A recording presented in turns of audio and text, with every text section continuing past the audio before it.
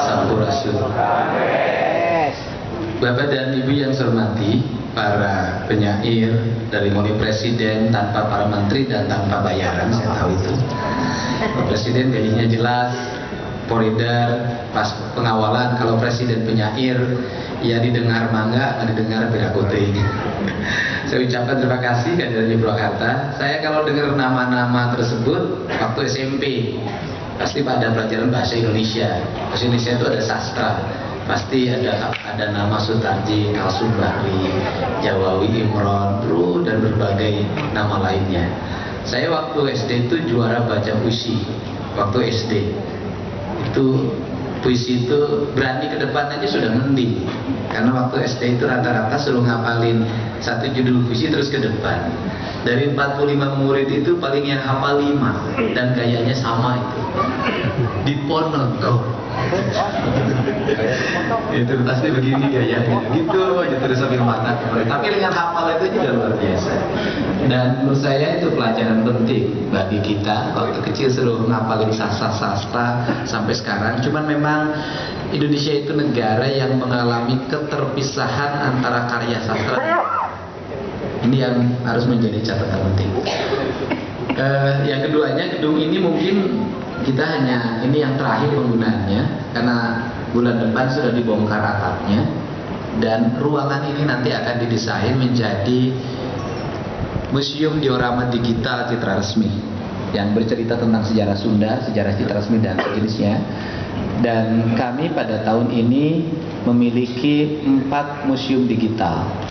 Yang pertama Ki Sunda sudah ada, yang kedua Nusantara, yang ketiga citra resmi bahkan 5, yang keempat Museum Wayang Nusantara, yang keenam adalah yang kelima Museum Keramik Pleret.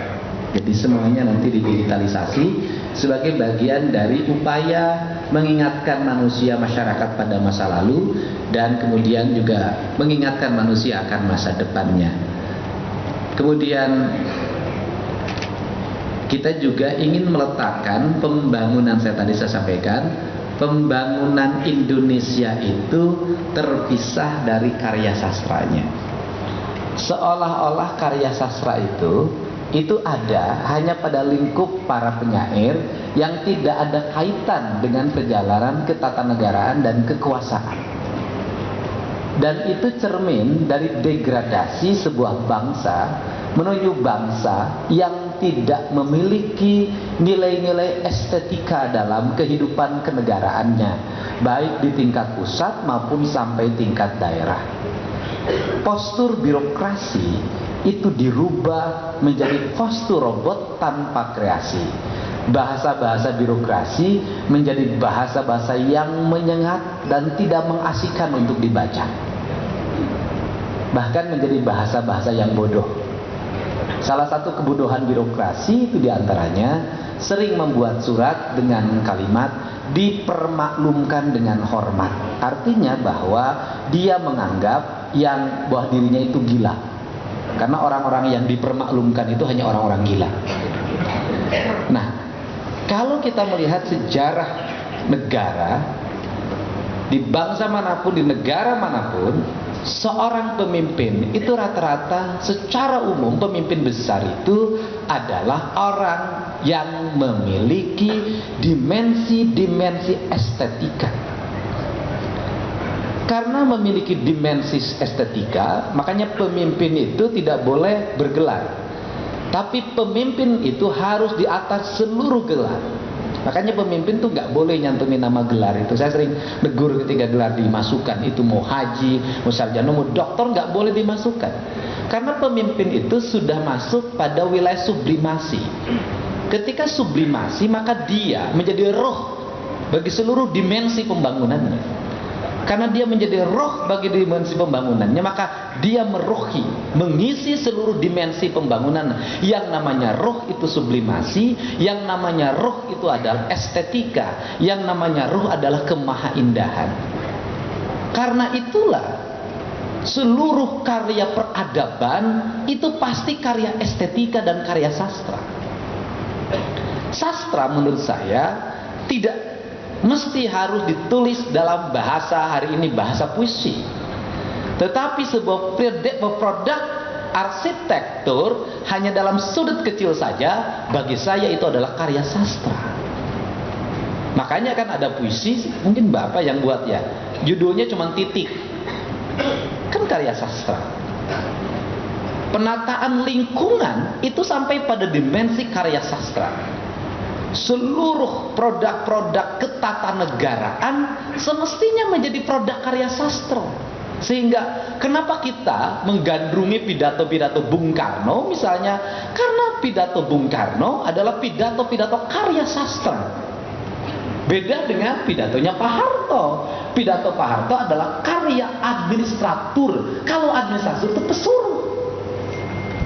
Nah, berangkat dari situlah sebenarnya negara memiliki kelemahan.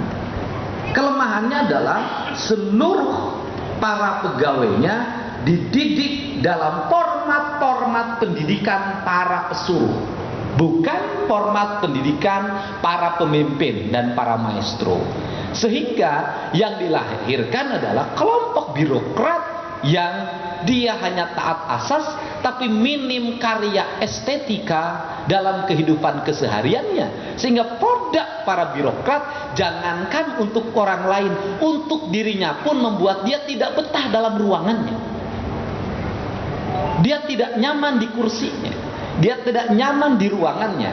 Karena itu cermin bahwa dia tidak menghasilkan produk apapun dalam sisi estetika. Nah, kalau tidak nyaman di ruangannya, dia tidak betah di tempat kerjanya, maka kita katakan di ruangan itu tanpa dimensi estetika, tanpa dimensi keindahan. Kalau di ruangan itu tanpa dimensi keindahan, maka ruangan itu kosong dari Tuhan.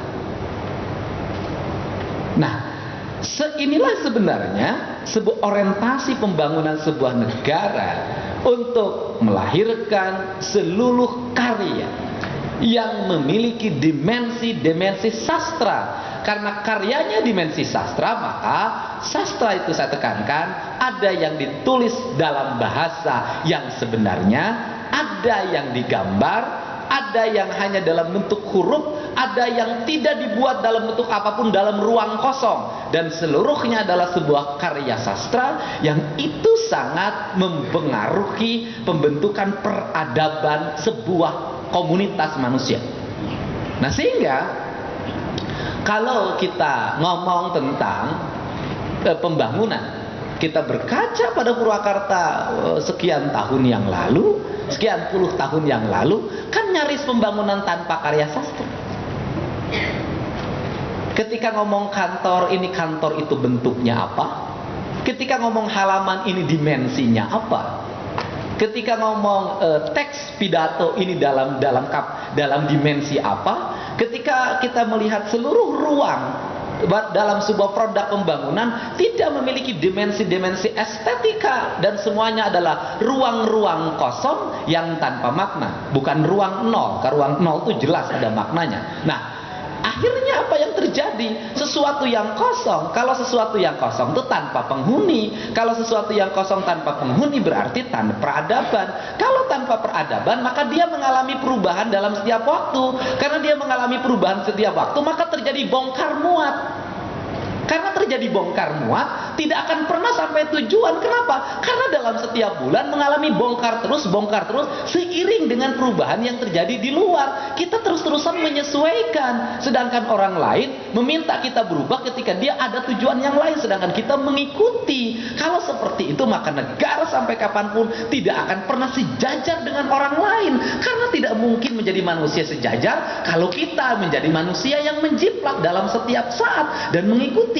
Kita akan sejajar kalau kita mengatakan bahwa diri kita punya tradisi, kita punya adab, kita punya prinsip, kita punya ideologi, kita punya misi. Anda dengan saya sejajar. Yang berbeda adalah hanya tinggi badannya sama berat badannya. Yang berbeda hanya bahasanya, maknanya kita sama. Itulah masyarakat berdaulat dan itulah manusia bertuhan.